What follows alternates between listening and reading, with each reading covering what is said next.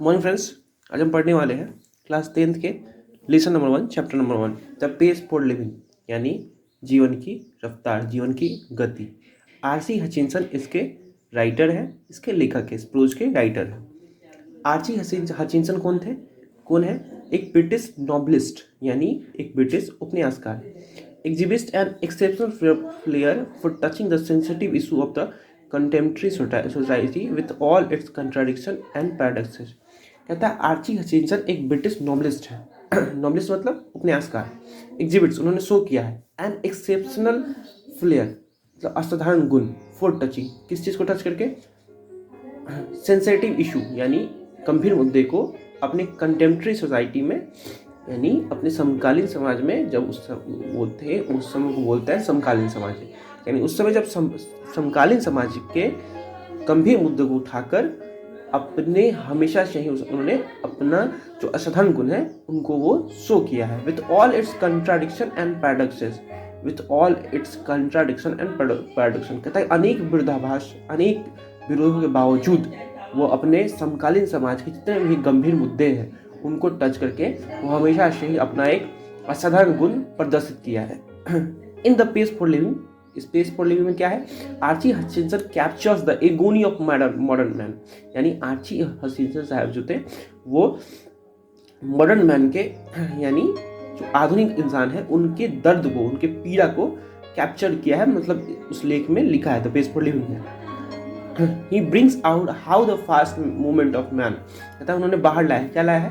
How the fast movement of man, मतलब कैसे एक इंसान या थिंग्स एंड ऑब्जेक्ट्स, कैसे इंसान या ऑब्जेक्ट्स, यानी कहने का मतलब वस्तुएं और या इंसान कैसे फास्ट मूवमेंट करके hurt the normal rhythm and exerts under pressure on man, women and children. इंसान इतना तेज हो गया है आजकल, इतना फास्ट हो गया है कि नॉर्मल रिदम वाले मैन हैं उनको हर्ट करता है। Rhythm exerts under pressure on man and women and children, और रिदम उनके नॉर्मल रिदम को प्रॉब्लम हो गया है, हर्ट्स हुआ है जो नॉर्मल रिदम वाले हैं, और अंडर प्रेशर भी बना है किस पे? मैन, वुमेन और चिल्ड्रन पे।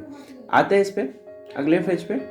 I saw a play in Dublin, writer कहते हैं आर्ची हचिंसन कि मैंने एक शो देखा था, एक नाटक देखा डबलिन में, नॉट लॉन्ग एगो, बहुत सालों पहले नहीं, बहुत दिनों पहले नहीं, in which the chief character was an elderly gold merchant. क्या कहता है?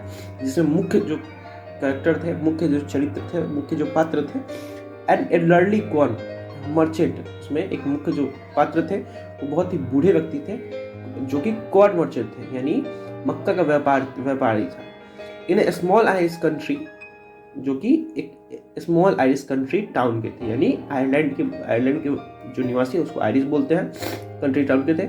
Was a man of many anxieties, उस आदमी को बहुत सारे एंजाइटीज थे, बहुत सारे प्रॉब्लम थे। हिज हार्ट वाज डिकी मतलब होता है कमजोर। हिज नेफ्यू, यानी भतीजा, उसके भतीजा वाज चीटिंग हिम, यानी उसका भतीजा उसको चीट कर रहा था। His wife had the fantastic notion of spending $10 on A holiday, और उनके वाइफ को एक अलग ही पागलपन था $10 खर्चा करने का प्रत्येक छुट्टी के दिन। ऑल टुगेदर, कुल मिलाकर the peace of life was getting too much for him. All together, कुल मिलाकर उनकी जो पूरी जिंदगी थी, उस मनुष्य के, आरसी हचिंसन साहब की जो पूरी, उस एल्डरली कॉर्न मर्चेंट का जो पूरा जिंदगी था वो टू मच हो चुका था, मतलब बहुत ज़्यादा हो चुका है। And in a moment of despair, और इस दुख के घड़ी में, he uttered a great cry from the heart, इस दुख के घड़ी में he uttered a great cry from the heart, यानी हार्ट से, दिल से रोए इस गंभीर क्षण में, इस दुख की घड़ी में। They tell me there's an aeroplane now that goes 1000 mile in an hour, now that's too fast। they tell me, उन्होंने कहा, क्या कहा? there's an aeroplane now that goes at 1000 miles an hour, now that's too fast। उन्होंने बोला कि पहले aeroplane जो था बहुत ही धीरे चलता था, लेकिन अब ये 1000 माइल्स पर आवर चलता है, now that's too fast, ये बहुत ही ज़्यादा तेज हो चुका है। for me that was the most exciting line in the play।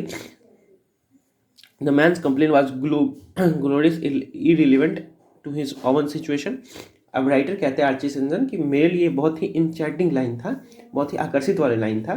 in the play the man's complaint was so glorious irrelevant to his own situation।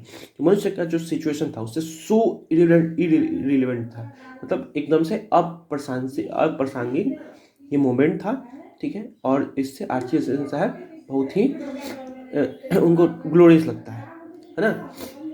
तो हम लोग पढ़ रहे थे the pace for living, Archie Hutchinson साहब लिखे हुए थे। इसके पार्ट 1 अभी पढ़ लिए हम लोग। जो कोई भी इस चैनल को सब्सक्राइब नहीं किए हैं वो सबसे पहले तो चैनल को सब्सक्राइब कर लीजिएगा, और अगले पार्ट में इसको हम लोग पूरा देख लेंगे। Thank you.